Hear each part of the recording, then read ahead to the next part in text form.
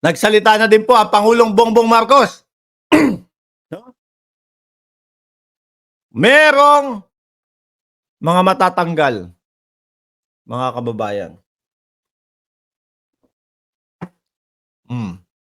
To. Merong mga matatanggal. Nagsalita na ang ating Pangulo. Statement from Ferdinand R. Marcos Jr., President of the Republic of the Philippines, August 21, 2024. Sabi dito, no, ito po ay patungkol doon sa sinabi ni Senadora Risa Ontiveros na ito pong si Alice Go ay wala na sa Pilipinas. Ano? The departure of Alice Go has laid bare the corruption that undermines our justice system and erodes public trust. Yun naman po talaga ang unang iisipin ng kahit sinong Pilipino ho eh. Paano nakatakas? May mga immigration lookout na. May mga immigration lookout na. Pinapabantayan na. Yung mukha ni Alice Go with something padila-dila.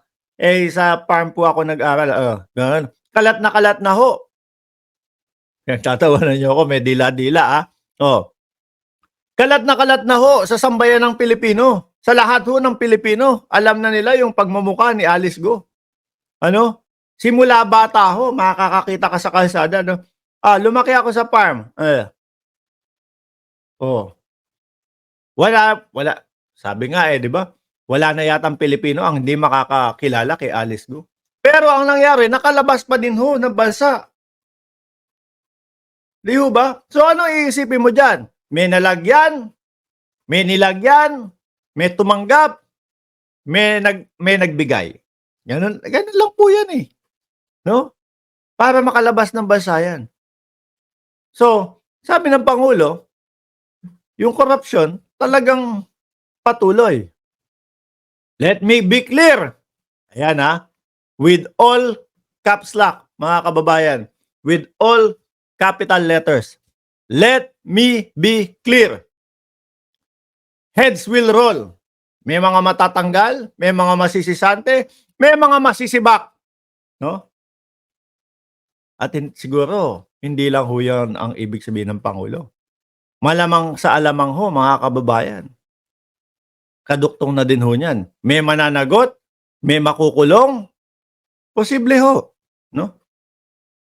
Doon sa mga nakipagsabwatan di umano sa paglabas ni Alice Go. Sabi niya dito, we will expose the culprit who have betrayed the people trust and aided in her plight. Malamang ho, Bureau of Immigration ang masasapul dito.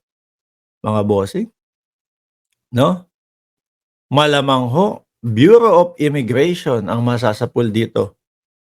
We will expose the culprit who have betrayed the people's trust and aided in her plight. A full-scale investigation is already underway, and those responsible will be suspended and will be held accountable to the fullest extent of the law. Malamang ho, hahawa kayo sa rehas niyan. Kasi mga kababayan, kung sakaling by plane naman po o sa ere, no? Yung paglabas, which is yun naman po yung parang sinasabi ni Senador Risa Ontiveros. May mga flight number yan. Di ho ba? May mga flight number, alamin kung ano yung flight number, kung sino yung may-ari ng eroplano, no, kung sino yung piloto ng eroplano. At pagkatapos, yun.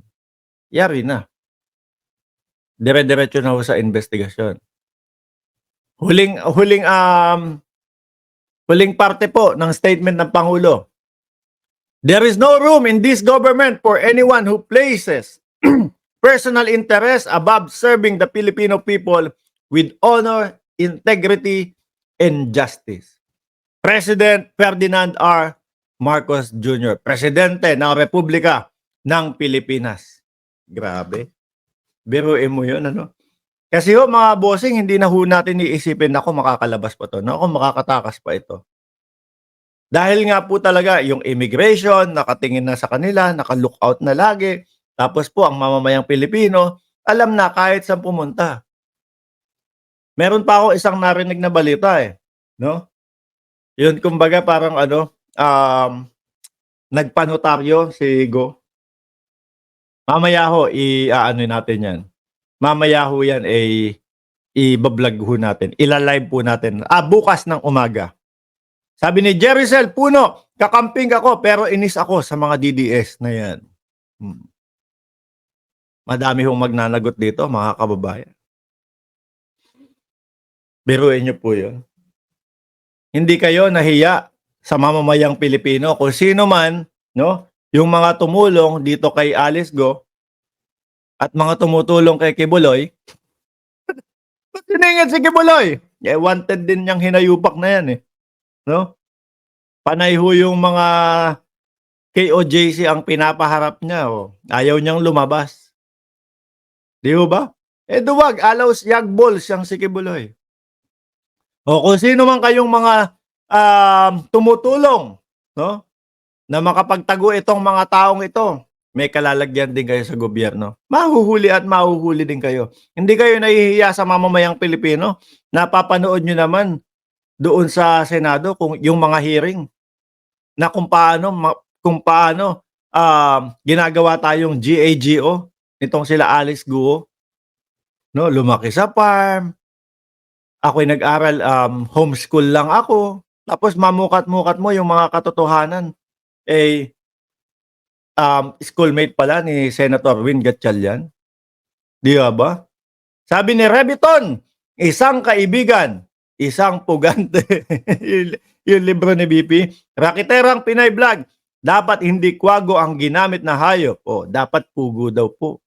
No? Yung maliliit na na ibon, tas yung maliit din yung itlog, pogo. Pogo, hindi pogo, pugo. Di ba? Mga pogosisyon talaga. Gobyernong bangag, good luck, sabi ni Eugenia Tingkang. Mukhang good luck naman talaga. Ang problema, yung sa sa mga kaalyado mo. Paunti ng paunti. Paunti ng paunti ang sumusuporta. Padami ng padami ang kaso. Sabi kanina nung nag-comment yun, huwag ka sa akin magagalit. Tapos meron pang mga iba nagko-comment. Kapag ka ang gobyernong sinusuportahan ay bangag din daw ang vlogger. Kung ganun ang paniniwala ho nila, kapag ka ang sinusuportahan nila manyakis, manyakis din yung mga yung mga supporter, di ho ba? Mga kababayan. Anyway, shout out kay Ezekiel Mangaron. Shout out naman Mark from Maragusan, Davao de Oro, Mr. and Mrs. Ezekiel Mangaron.